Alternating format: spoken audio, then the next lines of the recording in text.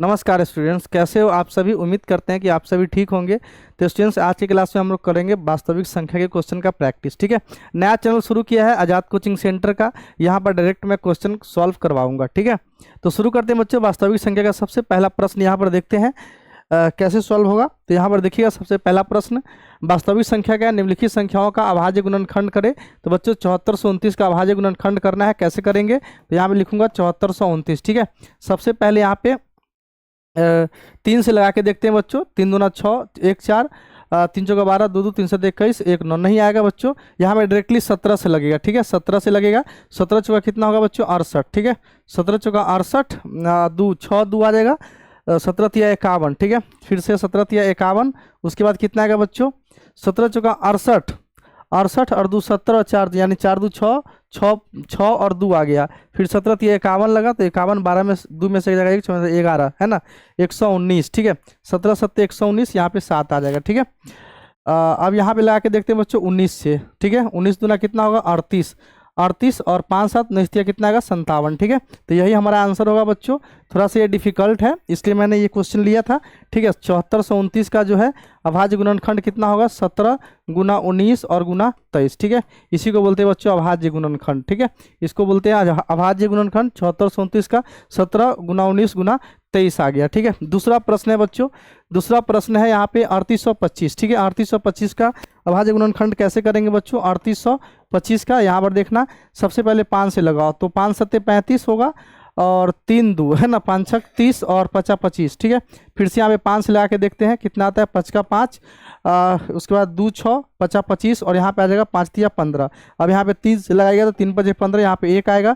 3 से लगाइएगा तो यहाँ पे 17 आ जाएगा। यानी 3825 का अगर अभाज्य गुणनखंड का बात करूँ बच्चों, तो 5 गुने 5 गुने 3 गुने 3 गुने 17 आएगा। ठीक है, यही हमारा अभाज्य गुणनखंड हो जाएगा। ठीक है, इसको ऐसे भी लिख सकते हैं, 5 के पावर 2 गुना 3 के पावर 2 गुना 17। तो ये आ गया हमारे पास 3825 का अभाज्य गुणनखंड। ठीक है, ये भी बात आपको समझ में आई होगी बच्चों। अगला प्रश्न देखते हैं, ये रहा 5005। 5005 का अभाज्य गुणनखंड करते हैं। 5005 का सबसे पहले तो यहाँ पे 5 से लग जाएगा, 1 00 और यहाँ पे कितना आ जाएगा बच्चों, 1 आ जाएगा। ठीक है, अब यहाँ पे आ गया 1001। अब यहाँ पे कितना से लग सकता है बच्चों, तो 11 से देखते हैं। तो 11 9 99 और 1 है ना, 11 से लग जाएगा, 11 9 99 और उसके बाद 1 पर 1 तो 1 आ जाएगा। ठीक है, और यहाँ पे 13 7 91 यानी 7 से लगाएगा तो यहाँ पे 13 आ जाएगा। ठीक है, 13 7 91 यानी 5005 का क्या आ गया बच्चों, यहाँ पे आ गया हमारे पास 5 गुना 11 गुना 7 गुना 13। ठीक है, ये हमारा अभाज्य गुणनखंड हो गया 5005 का। ठीक है, ये भी बात आपको समझ में आई होगी। डिफिकल्ट सवाल है ये। ठीक है, लेकिन मैं आपको सॉल्व करके दिखा रहा हूँ, जब आप एक बार कर लोगे तो आपसे भी आसानी से हो जाएगा बच्चों। ठीक है, आपसे भी आसानी से हो जाएगा। अगला प्रश्न को देखते हैं। ठीक है,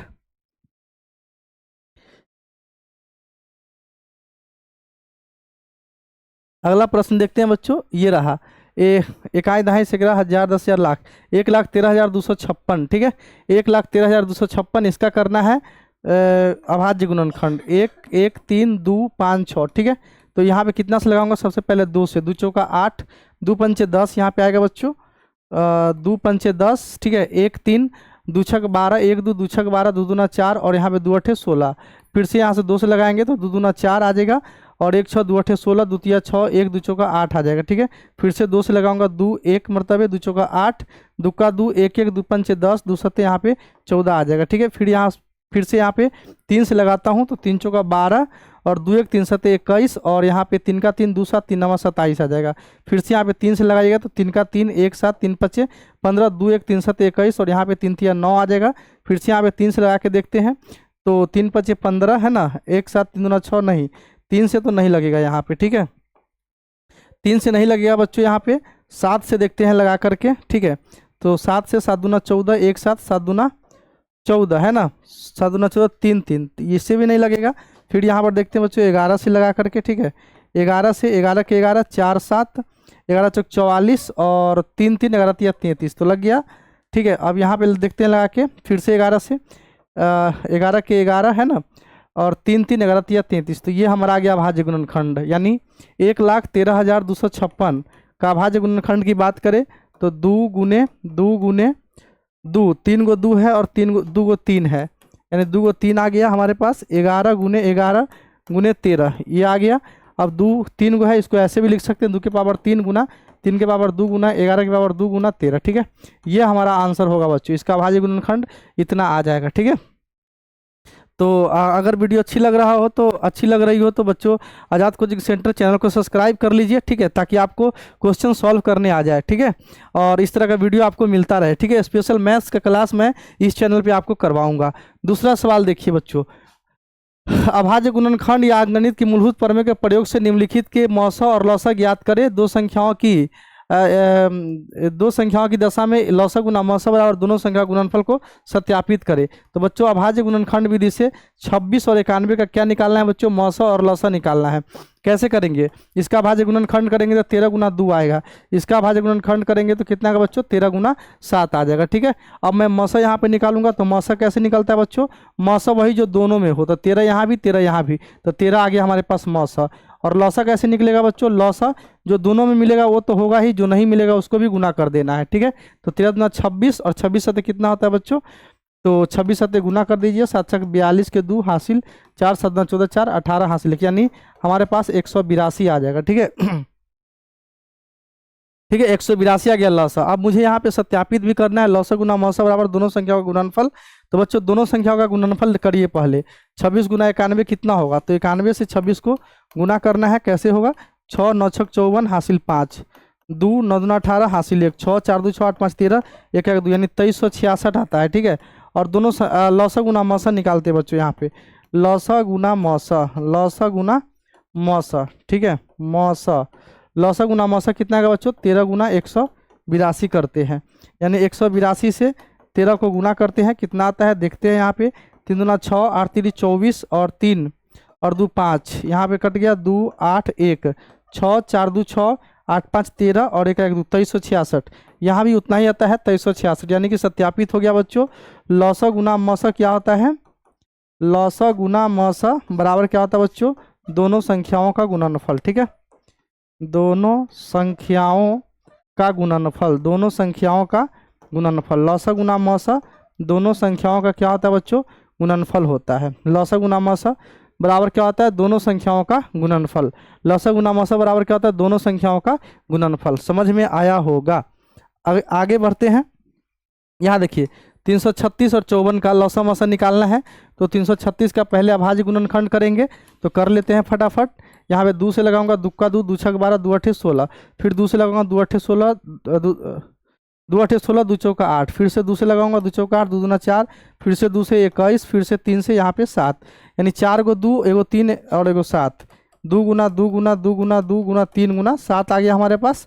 और यहाँ पे 336, यहाँ पे 54 का करता हूँ तो कितना आता है देख लेते हैं।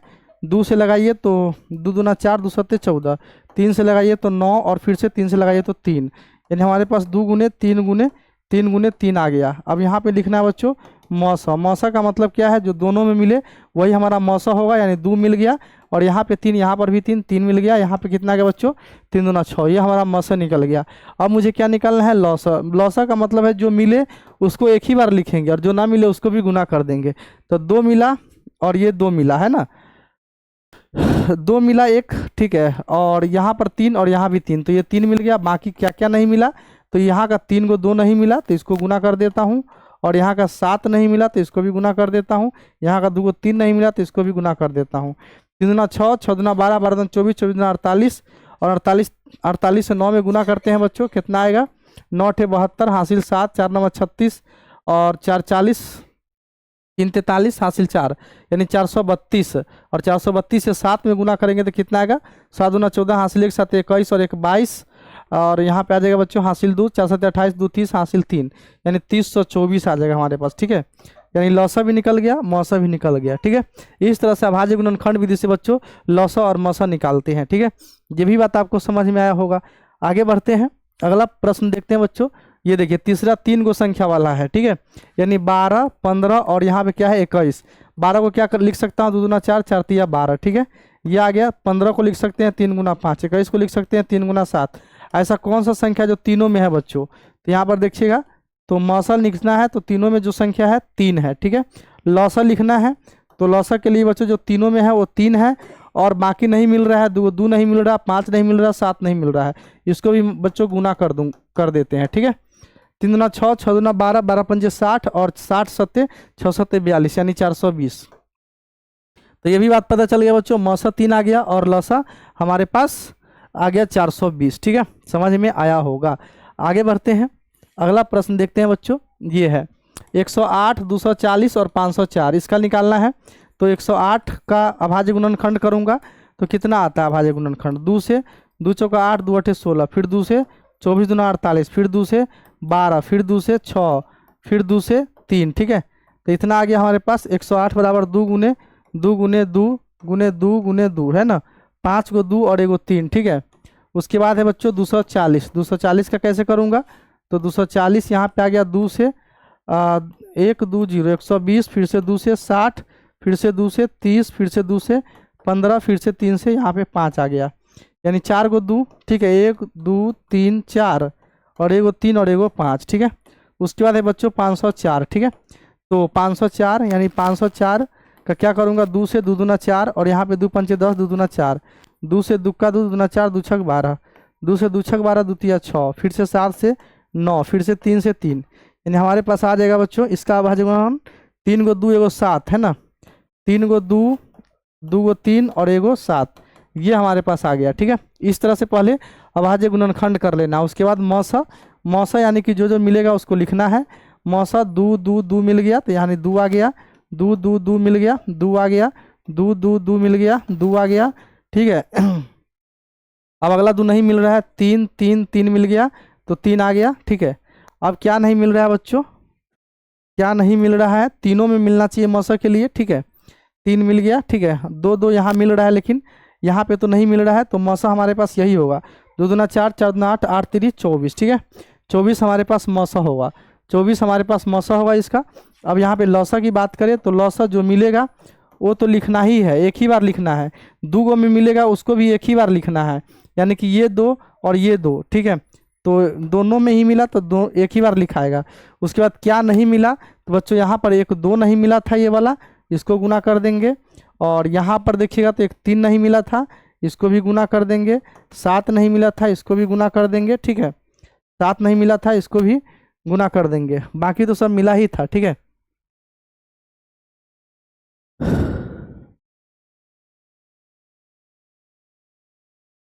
ठीक है, इतना ही होगा।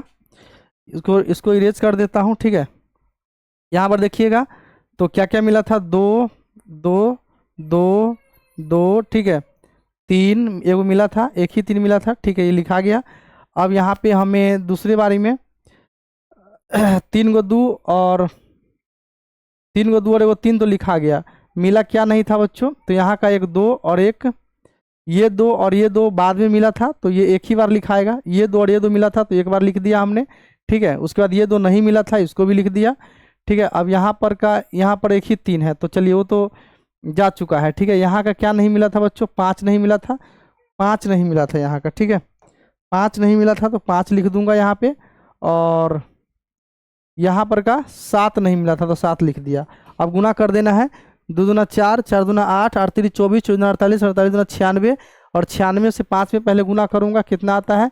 6 पंचे 30 हासिल 3, 9 पंचे 45, 3 48 हासिल 4, यानी 480। और इसको 7 से गुना करेंगे, 0 8 7 56 के 6 हासिल 5, 4 7 28 और 5 33 हासिल 3, यानी बच्चों 3360 आ गया। ठीक है, 3360 हमारे पास लौसा आ गया और मौसा हमारे पास 24 आ गया। ठीक है, ये भी बात आपको समझ में आया होगा। इस तरह से सॉल्व करते हैं। ठीक है, वास्तविक संख्या का क्वेश्चन काफ़ी आसान होता है और इससे 20 नंबर का सवाल आता है ये पेपर में। ठीक है, यदि मौसा दे दिया, लौसा दे दिया तो लौसा निकालना है। ठीक है, सवाल नंबर 3 का हल है यहाँ पे बच्चों, यहाँ पर लिखूंगा प्रश्न से। ठीक है, प्रश्न से क्या दिया है मौसा, तो यहाँ पर लिखूंगा मौसा यानी कि 306, 651 बराबर कितना दिया है? 7। ठीक है, और लौसा निकालना है। यहाँ पर बस डायरेक्ट फार्मूला लगाना है, लिखूंगा सूत्र से मौसा गुना लौसा। ठीक है, मौसा गुना लौसा बराबर हमारे पास क्या होता है? a गुना b, यानी दोनों संख्या का गुणनफल।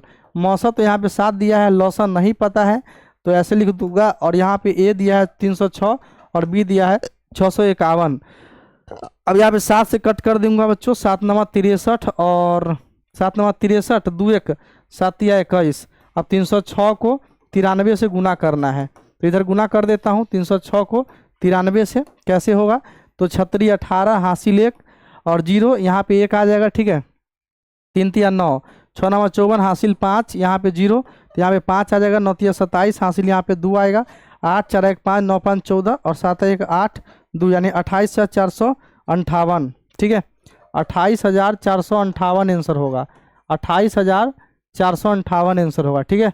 28,458 आंसर हो जाएगा बच्चों, ठीक है। ये बात आपको समझ में आया होगा। इस तरह के भी सवाल आते हैं पेपर में, इसको अच्छे से आपको करना है, ठीक है। बच्चों अगला सवाल है, सवाल नंबर हमारे पास आ गया 4, है ना। माछी बैठ गया था, जांचे कि क्या 6 के पावर n के अंत में शून्य आ सकता है, जहां n एक प्राकृत संख्या है। तो बच्चों 6 के पावर n के अंत में कभी भी जो है शून्य नहीं आ सकता है। 6 के पावर 1 रखिए, 2 रखिए तो 6 1 36, 3 रखिए तो 216। इस तरह से आप रखते जाइएगा, तो ये कितना भी रखिएगा प्राकृत संख्या, कोई भी संख्या रखिएगा, अंत में 0 नहीं आएगा, ठीक है। तो क्या बोला है, 6 के n के अंत में शून्य आ सकता है जहाँ n एक प्राकृत संख्या है, तो लिखेंगे नहीं आ सकता है, ठीक है।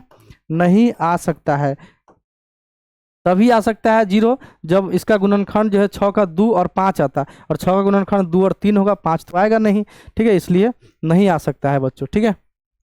तो ये था वास्तविक संख्या का पार्ट 1, जिसमें हमने स्पेशल क्वेश्चन यानी जो इंपॉर्टेंट क्वेश्चन थे, डिफिकल्ट क्वेश्चन थे, सारा क्वेश्चन हमने करवाया। अब पार्ट 2 लेके आऊँगा, उसमें इससे आगे का क्लास करवाऊंगा, इससे अगला क्वेश्चन करवाऊंगा, ठीक है। इसमें सिर्फ डायरेक्टली मैं क्वेश्चन का प्रैक्टिस करवाऊंगा, ठीक है। थोड़ा बहुत कंसेप्ट जहाँ लगेगा वहाँ मैं आपको समझाऊंगा, ठीक है। जैसे इसमें लगा था LCM गुना HCF बराबर क्या होता है बच्चों, A गुना B, ठीक है। और अभाज्य गुणनखंड का जो प्रमेय होता है वो लगता है जो दूंगों में मिले, सेम मिल संख्या मिले तो मसा होता है, जो ना मिले और जो ना मिले उसको भी गुना करते हैं तो वो लसा होता है, ठीक है। वो तो हमने नियम लगा के सिखाया है, ये फार्मूला आपको याद रखना है। LCM गुना HCF बराबर क्या होता है बच्चों, A गुना B, ठीक है।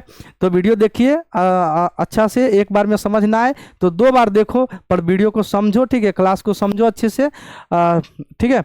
वीडियो देखने के लिए बहुत बहुत धन्यवाद। Thank you for watching a video, thank you very much.